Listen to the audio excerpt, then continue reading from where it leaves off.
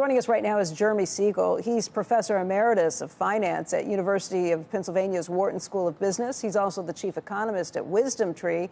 And Professor, you say that even though we saw these big moves yesterday, you're not ready to signal the all clear moment just yet.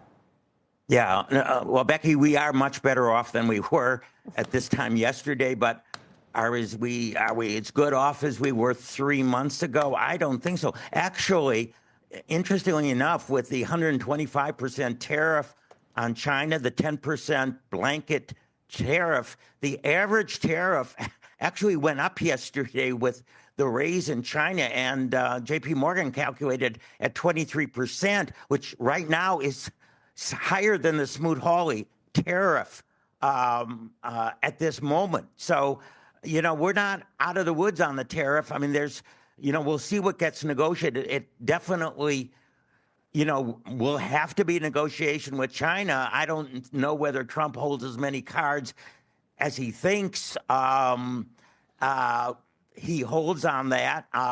But I know that Trump will declare a victory. And by the way, it is good to the extent that he has 75 countries he will be negotiating with.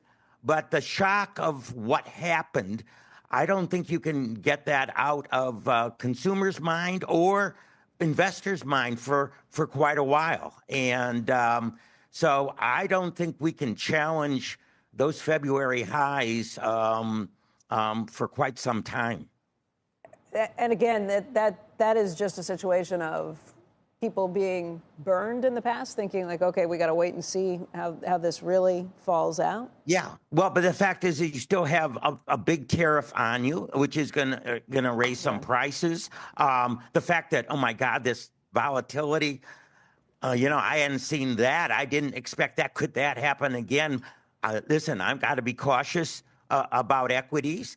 And by the way, I mean, I don't know if you people listened. Dan Ives was on about a half an hour before Squawk Box, big bull on tech. He said, hey, this isn't over. This shock, the decline in orders, there's still uncertainty. Now, in my opinion, he's not going to put this back. But July 9th is still a date out there. It appears the 10% tariff is permanent, which is still 5 times as what we had, before the Trump presidency. So that's still. Although isn't that the 10%? Isn't that still a temporary permanent? If you can negotiate better deals and get to a position where you feel like there's less inequity, that tariff would eventually get dropped on a maybe country by country basis too.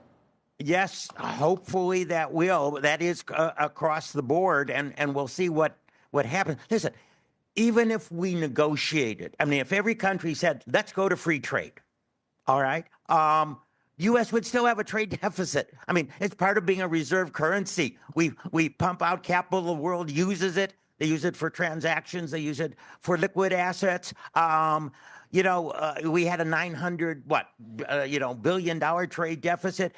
If Trump negotiates and gets $200 or $300 billion back, and all my colleagues said that's crazy. That would be unbelievable. That's less than 1% of GDP at best possible. Well, the stock market fell 10%. It's still 10 times that amount. $3 trillion, $4 trillion below where it was before all this tariff mess is happening. And by the way, everyone, maybe recession is off the table. Mm-hmm. I don't think slowdown is off the table. And because I was going to say Jan Hatzius at Goldman. I mean, I don't think anyone is. I mean, they're going to take recession off the table. No question. Now the Fed is holding. They don't have to worry. They're going to be holding in May and holding until. Now listen, with July 9th out there, they'll probably be holding on the June meeting, which is an important meeting too, because again of that uncertainty. So we're going to have hold. We're not going to have lower interest rates on that. We're not going to have lower interest rates on the refunding of $9 trillion on the debt. I don't want to paint a terrible scenario because I'm so happy, he took off the reciprocal tariffs yesterday. But again, I think it's going to be tough. People are talking about new highs now being an easy goal. I think that the market's going to be treading water for quite a while on stocks and on bonds.